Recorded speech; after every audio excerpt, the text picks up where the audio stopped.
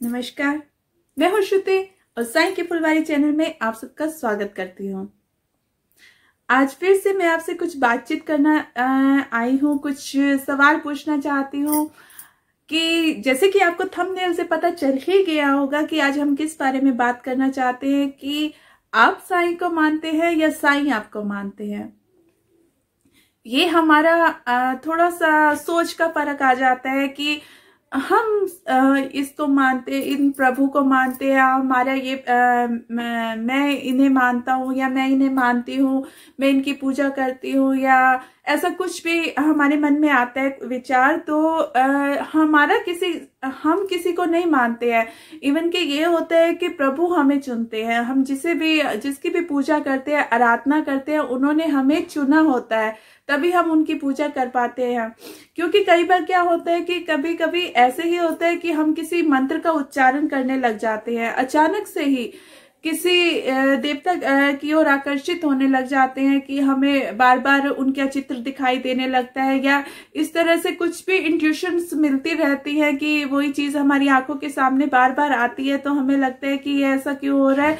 लेकिन शायद वो दस्तक होती है प्रभु की, हमारी जिंदगी में आने की, हमारी लाइफ में आने का एक नॉक होता है, दस्तक होती है। तो हम ये नहीं कह सकते कि हम इन्हें मानते हैं। इवन मैं यही कहना चाहूंगी कि प्रभु हमें चुनते हैं किसी इन कामों के लिए, इस चीज के लिए, तो हम सौभाग्यशाली होते हैं कि प्रभु हमें चुनते हैं और हम उनकी पूजा कर पाते हैं, हम उनकी आराधना कर पाते हैं। स्वयं कर्ता तो बनना ही नहीं चाहिए, बच्चा बन के रहना चाहिए, जैसे कि साईं गीता में कहा गया है।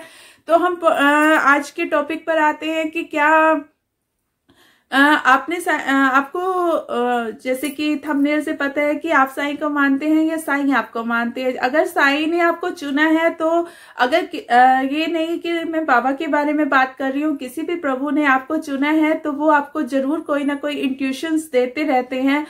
तो कि जैसे हमारे चारों तरफ दैविक शक्ति का आभास होता रहता है हमें कि हाँ प्रभु हमारे साथ हैं। कईयों को बहुत ज्यादा होता है, कईयों को बहुत कम होता है, लेकिन होता जरूर है ऐसा कि हमें लगता है कि कोई शक्ति है हमारे आसपास, कोई दैविक शक्ति जो हमें हमारा हर तरफ से साथ दे रही है, हमारे साथ है, हमें एहसास करा रही है। इसके लिए मैं कुछ चीजें बताना चाहूंगी कि क्या आपको कभी ये ऐसा फील होता है।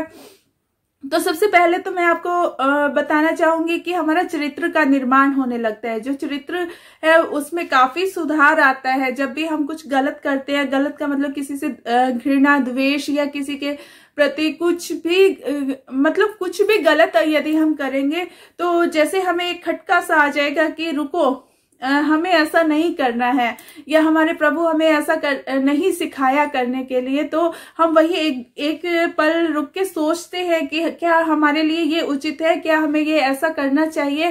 तो जो हमारे चरित्र का निर्माण है वो होने लगता है जब हम प्रभु की शरण में आते हैं। प्रभु जब हमें चुनते हैं अपने लिए, तो हमारे चरित्र का बहुत निर्माण होता है। हम दूसरों की मदद करने लगते हैं, हम दूसरों के बारे में सोचने लगते हैं। तो ये सबसे पहला जो संकेत है हमें मिलता है कि हमारे चरित्र का निर्माण होता है। दूसरा जो है कि ब्रह्म मुहूर्त में नींद का खुलना।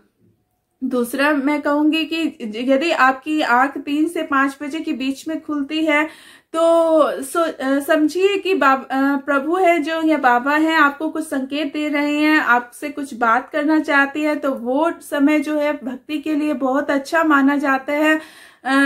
और उस टाइम यदि आपकी आंख खुलती है तो समझिए कि दैविक शक्तियों का आप पर आशीर्वाद है और वो आपसे कुछ कहना चाहती हैं। और ऐसा मेरे साथ भी बहुत बार क्या रोज ही होता है कि मेरी एक बार तो 3 बजे से 4 बजे के बीच में आंख खुलती है, तो मैं ज्यादा कुछ नहीं कर पाती हूँ। बस जितनी बार नाम लिया जाए बाबा का, उतनी बार ओम साई राम करते फिर सो जाती हूँ। और उसके बाद क्या है कि ये जो है, यदि हमारी ऐसे आंख खुलती है तो समझिए कि दैविक शक्तियों का हम पे आशीर्वाद है। उसके बाद जो तीसरा पॉइंट मैं आपको बताना चाहूंगी, उसमें बताती हूँ कि देव दर्शन होना। यदि आपको सपने में किसी देवता के दर्शन होते हैं, आप शंख बजाते हैं, घंटियां बजाते हैं, गाय को चारा डालते हैं, बछड़ों को खिलाते हैं, गाय को कुछ खिलाते हैं, या जिसे आप मानते हैं अपने इष्ट की आपको दर्शन हो जाते हैं, अपने प्रभु के आपको दर्शन हो जाते हैं, बाबा के आपको दर्शन हो जाते हैं, तो समझिए कि बाबा का आप पर आशीर्वाद है, आपके प्रभु का आप पर आशीर्वाद है और वो आपके साथ हैं। तो यदि आपको सपने में उनके दर्शन होते हैं तो समझिए कि आप पे दैविक शक्तियों का आशीर्वाद आपको मिल रहा है। उसके बाद जो है मैं आपको बताना चाहूंगी कि फिर आता है पुनर्भास होना। यदि आपको किसी चीज के लिए पहले से इंट्यूशन हो जाता है कि ये काम ऐसे होने वाला है या ऐसे होगा, या किसी भी चीज के बारे में आपको पहले कोई आभास हो जाता है, तो समझिए कि दैविक शक्तियों का आप पर आशीर्वाद है कि वो आपको पहले से ही कुछ चीजों के होने का आभास करा रही है। और जो लास्ट में आता है वो बहुत ही इम्पोर्टेंट भी है, और जिसे मैं आपको बताना चाहूंगी कि पारिवारिक प्रेम जो है इतना मैंने देखा है कई हर चीज से समर्थ होने पर भी कई लोगों में घर में प्यार नहीं होता। वो एक दूसरे को देख नहीं सकते, ईर्ष्या का भाव रखते हैं, एक दूसरे के प्रति घृणा रखते हैं।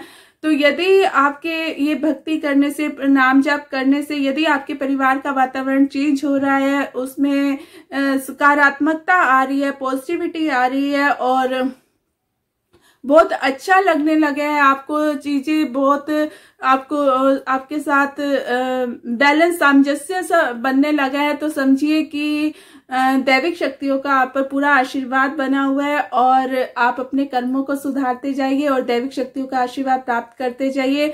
दूसरों के लिए भी सद्भावना रखिए, दूसरों की सहायता करिए, दूसरों के साथ मिलकर रहिए। घर के सदस्यों के प्रति भी अपने मन में घृणा या द्वेष नहीं रखिए। और जब दैविक शक्तियां हमारे जो जीवन में आने लगती है तो हमें जरूर आभास कराती है। यदि आपको इनमें से, ये नहीं है कि सभी के सभी आभास आपको होंगे, इसमें से कोई एक भी यदि आपको आभास होता है तो समझिए दैविक शक्तियों का आपको आशीर्वाद मिल रहा है। तो उसका पूरा आप प्रेम देकर अपने इसको, अपने प्रभु को उसका धन्यवाद जरूर करें। हाँ, ये चीज बहुत ध्यान रखिएगा कि किसी भी चीज के लिए है अपने प्रभु को, अपने इष्ट को धन्यवाद जरूर दे, आभार जरूर प्रकट करे। सुबह की आंख खुलने से लेकर खाना खाने से लेकर सभी कामों के लिए अपने इष्ट का, अपने प्रभु का, अपने बाबा का आभार जरूर प्रकट किया करिएगा। और ये मत भूला करिए, क्योंकि आभार जब हम प्रकट करते हैं तो वो चीजें भी हमारे जीवन में आने लगती हैं जिनकी हमारे जीवन में यदि कोई कमी रह गई है, तो अपने प्रभु के लिए आभार प्रकट करना कभी मत भूलिएगा। इसके साथ ही यदि आपको वीडियो अच्छा लगा हो तो लाइक कीजिए, सब्सक्राइब कीजिए। यदि आप चैनल पे नए हैं तो साई की फुलवारी को सब्सक्राइब कीजिए, लाइक कीजिए, शेयर कीजिए। इसके साथ ही ओम साई राम, जय साई राम।